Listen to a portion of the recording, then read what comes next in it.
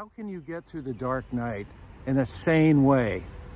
How can you when you're faced with anxiety, depression, PTSD, cancer, addiction? How can you get through it? How can you handle it? I was wondering about that, and I thought of Psalm 100 verse 3, where it says, "We are the sheep of his pasture."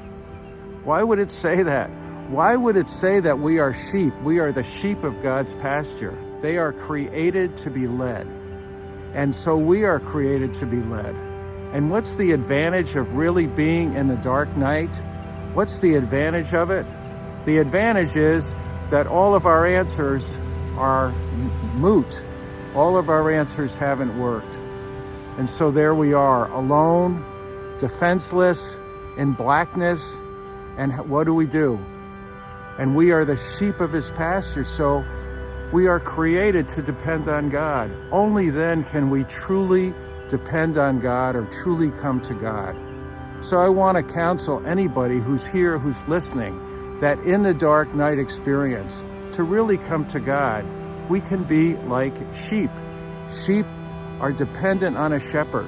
They're not flawed, but they are dependent on a shepherd for their pasture, for water, for protection. And in the dark night, we are dependent on a shepherd. So do not fear the darkness. Do not fear the dark night. Saint Alphonsus Liguori says, "He who trusts in his own self is really lost, but he who trusts in God can do all things." So trust in God and do all things, and don't trust in yourself, especially in the dark night. Look outside of yourself. Look outside of the box. Think. Make a difference. Make a difference in your life. He who trusts in himself is lost, especially in the dark night. But he who trusts in God can do all things. Do not fear the darkness.